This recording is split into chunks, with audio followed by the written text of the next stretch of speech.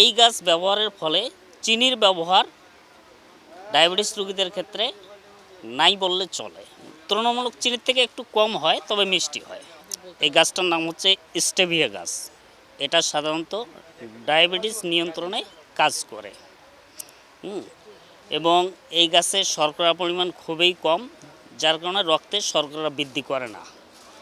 এই গাছটাতে প্রচুর পরিমাণ অ্যান্টিঅক্সিডেন্ট আছে, যা শরীরের জন্য প্রয়োজনীয়। এবং এই গাছ ব্যবহারের ফলে চিনির ব্যবহার ডায়াবেটিস রোগীদের ক্ষেত্রে নাই বললে চলে। এটা সাধারণত চিনির বিকল্প হিসেবে ব্যবহার করা হয় এবং এটা আপনার চায়ের সঙ্গে, পানির সঙ্গে এর পাতা ফুটিয়ে খেতে হয়। তুলনামূলক চিনির থেকে একটু কম হয়, তবে মিষ্টি হয় না। সাধারণত ব্লাড সুগার বাড়ে না, নিয়ন্ত্রণে সাহায্য করে। তবে এটা নিয়ে আমাদের আরও গবেষণার প্রয়োজন আছে।